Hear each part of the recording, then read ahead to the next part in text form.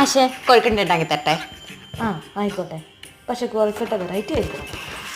Okay, അപ്പോൾ നമുക്ക് ആശയ്ക്ക് variety ആയിട്ട് കൊഴുക്കട്ട ഉണ്ടാക്കാം. വലിയ വ്യത്യാസമൊന്നുമില്ല, നമ്മൾ സാധാ കൊഴുക്കട്ട ഉണ്ടാക്കുന്നതിനകത്ത് ഏത്തയ്ക്ക നമ്മൾ വേവിച്ചിട്ട് ചേർക്കുന്നുണ്ട്, അത്രയേ ഉള്ളൂ വ്യത്യാസം. അപ്പോൾ അതിലേക്ക് നമ്മൾ ഈസ്റ്റേണിൻ്റെ വറുത്ത അരിപ്പൊടി എടുത്തിരിക്കുന്നത്, നമ്മളതൊരു പാത്രത്തിലേക്ക് ഇട്ട് അതിലേക്ക് ഉപ്പും മഞ്ഞൾപ്പൊടി ഇടുക. മഞ്ഞൾപ്പൊടി ഞാൻ കുറച്ച് കളറിന് വേണ്ടിയിട്ട് ഇട്ടതാണ്. ഞാനിവിടെ പാലും എടുത്ത് വെച്ചിട്ടുണ്ട്, അത് ഏത്തയ്ക്ക അരയ്ക്കാൻ വേണ്ടിയിട്ടാണ്, ബ്ലെൻഡ് ചെയ്തെടുക്കുമ്പോഴത്തേക്കിന് കട്ടയില്ലാതെ കിട്ടാൻ വേണ്ടിയിട്ടാണ്. അപ്പോൾ ദേ പുഴുങ്ങി പഴം കിട്ടിയിട്ടുണ്ട്, അത് നമുക്ക് പാലൊക്കെ ഒഴിച്ച് നല്ല ഫൈൻ പേസ്റ്റായിട്ട് അരച്ചെടുക്കാം. അപ്പോൾ അതെല്ലാം കൂടെ അരച്ച് കഴിഞ്ഞിട്ട് നമ്മൾ എടുത്ത് വെച്ചിരിക്കുന്ന അരിപ്പൊടിയിലേക്ക് ഇടുക. പിന്നെ ഇനിയിപ്പോൾ നമുക്ക് നെയ്യും കുറച്ചിടുക, എന്നിട്ട് നമുക്ക് ചൂടുവെള്ളം ഒഴിച്ചിട്ട് വാട്ടി കുഴച്ചിട്ടെടുക്കാം. അത് വാട്ടി കുഴച്ചിട്ടെടുക്കുമ്പോഴത്തേനും നല്ല സോഫ്റ്റായിട്ട് ആ മാവ് ഇങ്ങനെ കിട്ടും. അപ്പോൾ ദേ നമുക്ക് ഇങ്ങനെ കിട്ടിയിട്ടുണ്ട്. അപ്പോൾ ഞാൻ അകത്ത് ഫില്ലിങ് വെക്കാൻ വേണ്ടിയിട്ട് തേങ്ങായും നട്ട്സും ഒക്കെ എടുത്തിട്ടുണ്ട്. അത് നെയ്യിൽ നമുക്കൊന്ന് സോട്ട് ചെയ്തിട്ട് എടുക്കാം. ഇവിടെ ഭയങ്കര തണുപ്പായതുകൊണ്ട് നെയ്യ് അങ്ങനെ ഇരിക്കുന്നത് കേട്ടോ. അപ്പോൾ ഞാൻ ആദ്യം കാഷ്യൂ ഇട്ടത്, കാഷ്യൂവും പിന്നെ കിസ്മിസും ഇട്ട്, പിന്നെ ഷ്രെഡഡ് കോക്കനട്ട്, അതും ഫ്രോസൺ ആയിരുന്നു, അതും ഇട്ടിട്ടുണ്ട്. അപ്പോൾ അത് നന്നായിട്ടൊന്ന് സ്പ്രെഡ് ചെയ്തെടുക്കുമ്പോഴത്തേക്കിന് നമുക്ക് ശർക്കരയുടെ പൊടിയാണ് നമ്മളിവിടെ മേടിച്ച് വെച്ചിട്ടുള്ളത്.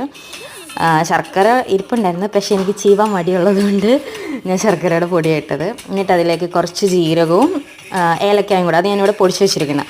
അപ്പം അങ്ങനെ പൊടിച്ച് വെക്കണം, നമുക്ക് കുറച്ചുകൂടെ എളുപ്പം. അതുകൂടി ഇട്ട് ഇളക്കി മാറ്റി വയ്ക്കുക. പിന്നെ സാധാരണ നമ്മൾ കൊഴുക്കട്ട ഉണ്ടാക്കുന്നത് പോലെ തന്നെ ഫില്ലിങ് വെച്ചിട്ട് ഓരോരോ കൊഴുക്കട്ടയായിട്ട് എടുത്താൽ മതി.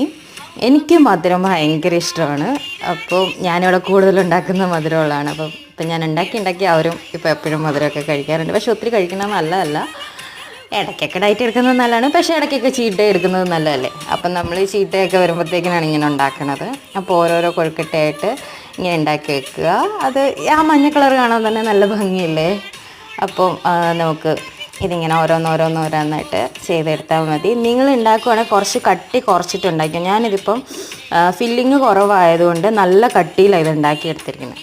പിന്നെ നമ്മൾ അപ്പച്ചമ്പ് വെച്ചിട്ട്, അപ്പച്ചമ്പെന്ന് കോട്ടയത്ത് പറയുന്ന കേട്ടോ, എല്ലായിടത്തും അങ്ങനെയാണോ പറയുന്നതെന്ന് എനിക്കറിയത്തില്ല. എൻ്റെ ഫ്രണ്ടിൻ്റെ ഒക്കെ നാട്ടിൽ പറയുന്നത് ട്രിവാൻഡ്രം, അവിടെ പറയുന്നത് ഇഡ്ഡലി കുട്ടകമെന്നോ അങ്ങനെ എന്തോ. അപ്പം നമ്മൾ അതിലേക്ക് കുറച്ച് നെയ്യ് ഞാൻ തടവിയിട്ടുണ്ട്, ഒട്ടിപ്പിടിക്കാതിരിക്കാൻ വേണ്ടിയിട്ട്. എന്നിട്ട് നെയ്യ് തടവി ഇതെല്ലാം കൂടി അതിലേക്ക് എടുത്ത് വെക്കുക. 2 സെറ്റായിട്ട് വേണമെങ്കിൽ നിങ്ങൾക്ക് ഉണ്ടാക്കാം. ഞാനിപ്പോൾ എളുപ്പത്തിന് ഒരൊറ്റ സെറ്റിൽ തന്നെ ഫുള്ള് ചെയ്ത് തീർത്തു. അപ്പോൾ ഇനി അത് അവിടെ ഇരുന്നിട്ട് ഒന്ന് വിസിൽ വരട്ടെ. അപ്പോൾ ഞാൻ കുറച്ച് അധികം നേരം വേവിച്ചിട്ടുണ്ട്, കട്ടിയിലുണ്ടാക്കിയിട്ടുണ്ട്. അപ്പോൾ നമുക്ക് ഇങ്ങനെ കിട്ടിയിട്ടുണ്ട്. ആശയ്ക്ക് കൊടുത്തു നോക്കാം കേട്ടോ. എങ്ങനെയുണ്ട്? സൂപ്പർ.